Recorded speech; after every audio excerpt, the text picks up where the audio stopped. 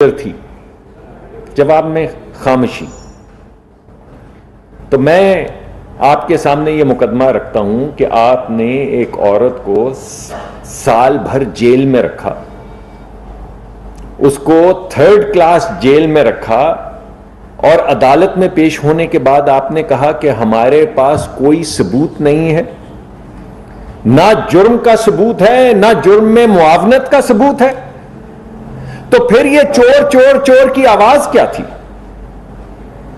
تو عدالت نے دوبارہ پوچھا کہ چلیں مان لیتے ہیں کہ یہ کیس جو ہے یہ ایسٹ بیونڈ مینز کا ہے، یعنی آپ کے پاس جو ایسٹس ہیں، جو آپ کے پاس اثاثے ہیں، وہ آپ کی آمدن سے زیادہ ہیں، تو اثاثے کی کیا قیمت تھی؟ کوئی کاغذ تو ہوگا نا بھائی، یہ پاکستان تو نہیں ہے، انگلستان ہے، وہاں پہ ہر کاغذ جو بکتا ہے، پراپرٹی خریدی جاتی ہے، وہ رجسٹر ہوتی ہے، اس کی قیمت لکھی گئی ہوتی ہے۔ آپ ضرور اس رجسٹری میں گئے ہوں گے، آپ نے ضرور کہا ہوگا کہ 1994 میں یا 2006 میں اس کی قیمت کتنی تھی؟ جواب سمن بکمن امیون۔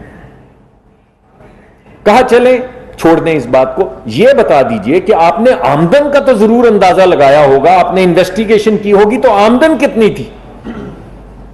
جواب سمن بکمن امیون۔ بھائی اللہ کی لاٹھی بے آواز ہے، مگر ہے تو، اور آج اسی لاٹھی کی گونج جو ہے آپ کو ہر طرف سنائی دے رہی ہے۔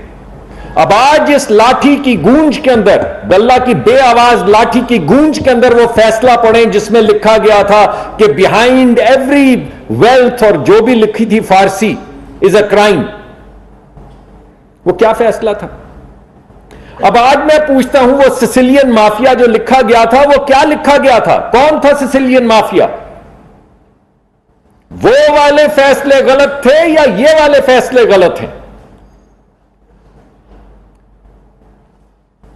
وہ لوگ کہاں ہیں جو گلیوں کے اندر ہماری بہنوں کو، ماؤں کو، بیٹیوں کو آوازیں کستے چور چور؟ آپ نے خانہ کعبہ میں دیکھا، جو اللہ کے گھر کے اندر، اللہ کے گھر میں جو رواداری نہیں دکھا سکتا، جو اللہ کے گھر میں کھڑے ہو کے گالی گلوچ اور بد کلامی کر سکتا ہے، آج میں ان سے پوچھتا ہوں وہ نعرے کس چیز کے لگا رہے تھے؟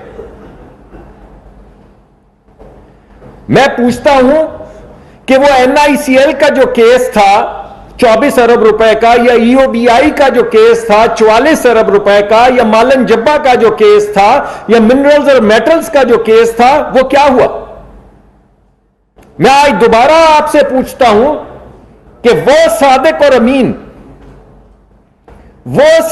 امین جس نے ملک ریاض سے 450 کنال زمین لے لی اور اس کے بدلے میں $250 ملین کا اس کو فائدہ دے دیا کابینہ کے ذریعے، کابینہ میں ایک سیکرٹ کاغذ سائن کیا، مرزا شہزاد اکبر کو اجازت دی کہ انگلستان جائے، اور وہ پیسے جو حکومت پاکستان کو ملنے تھے $250 ملین، پاکستان کی پوری IMF کی پہلی قسط $1 ارب کی، $1.1 ارب کی تھی، $250 ملین، 1/4 پاکستان کو جو مدد ملی ہے یا جو قرضہ ملا ہے، اس کا 1/4 ایک سیکرٹ ڈاکیومنٹ کے ذریعے 450 کنال لینے والا شخص، اسے کیا کہیں گے بھائی آپ؟ صادق اور امین؟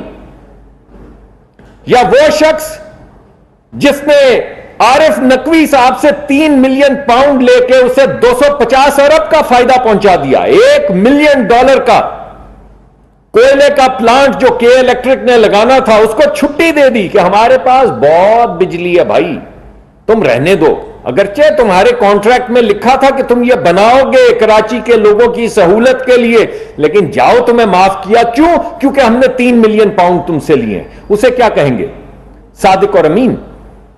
ابھی وہ انگوٹھیوں کی باتیں میں نہیں کروں گا، وہ سب آپ کے سامنے ہیں۔ میں تو آج آپ سے صرف یہ پوچھوں گا کہ اگر پہلی 2 لیکس جو تھیں جن کو پر خان صاحب اتنا شور مچا رہے تھے کہ وہ برحق ہیں، تو یہ بعد میں آنے والی 2 کیا تھی بھائی؟ ہمارا آئین کیا کہتا ہے؟ جب ہم آئین لیتے ہیں تو ہم خدا کو حاضر ناظر جان کر ایسے ہاتھ اٹھاتے ہیں، ایسے نہیں۔ ایسے ہاتھ اٹھا کر خدا کو حاضر ناظر جان کر کہتے ہیں کہ اس کام کرنے میں میرے پاس ریاست کے جتنے راز آئیں گے میں اپنی زندگی کے اوپر ان کی حفاظت کروں گا. تو یہ سائفر کیا تھا؟